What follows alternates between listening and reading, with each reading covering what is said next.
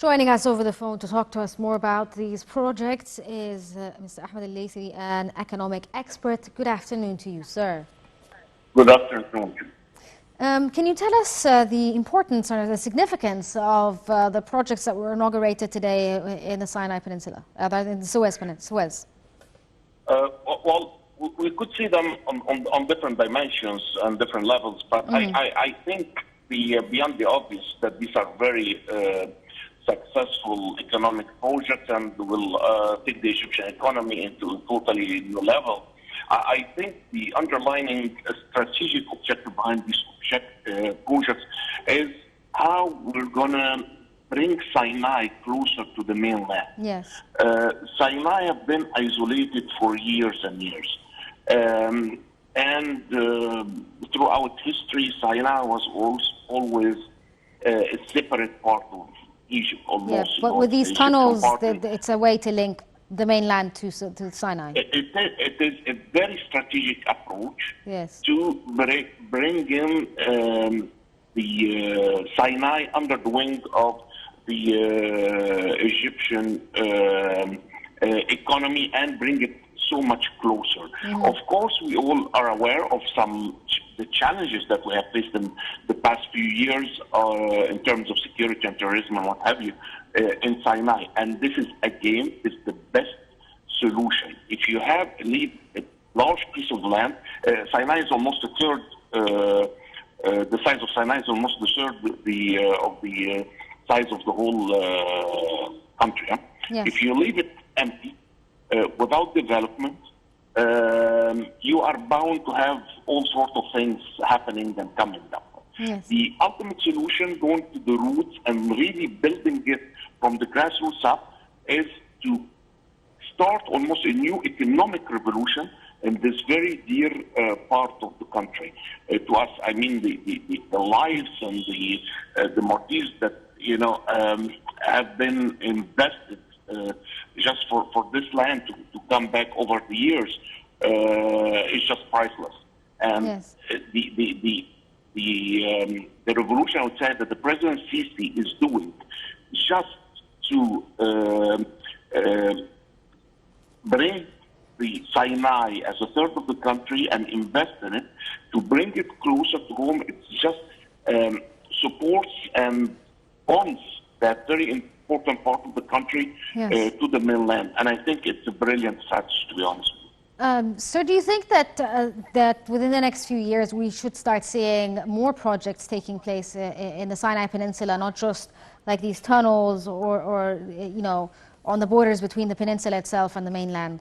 Will we start to see more projects inside the peninsula itself? Of course we will. And the proof is all around us. I will not name specific countries in the Middle East, but we have more than one success story in the region for countries that do have very little economic resources or even human resources in them. Yes. As the minute that they became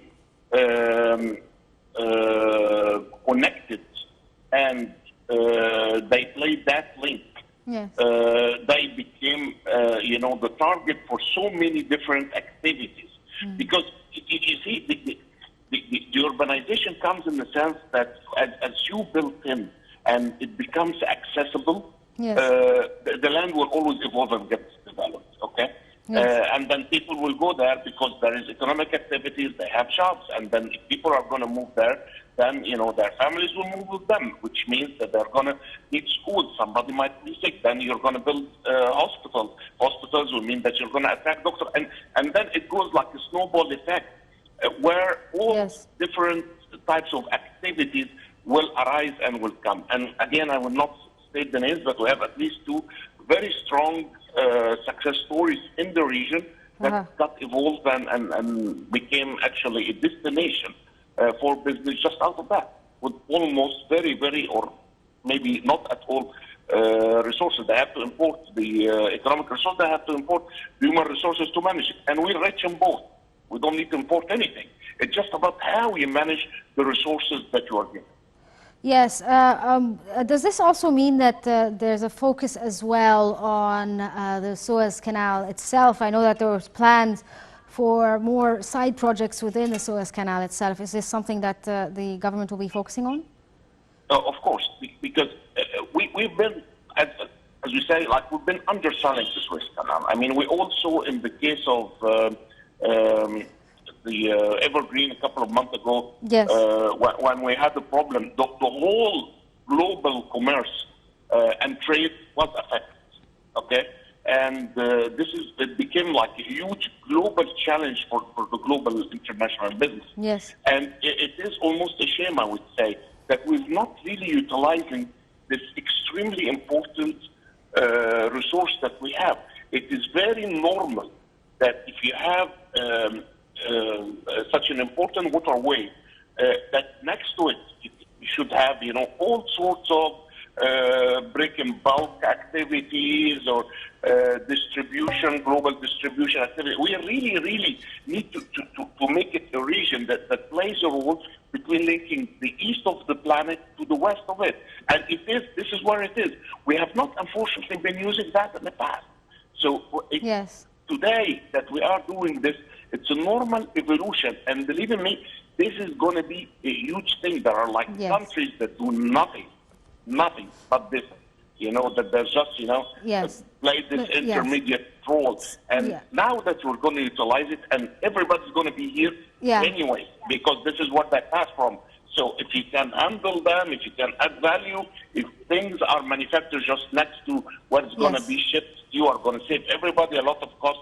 And people like this, you're going to simplify the logistical chain. Yes, and it will make a big difference. The supply difference. will be much smoother. So definitely this is the right way to go. Yes, Mr. Ahmed Lisi, an economic expert, thank you so much for joining us over the phone and shedding light on the new projects that were inaugurated today.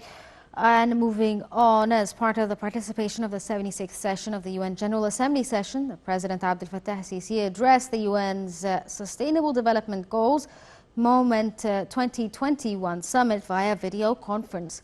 The President also took part in the virtual meeting of the heads of state and government on climate change. Here's the story.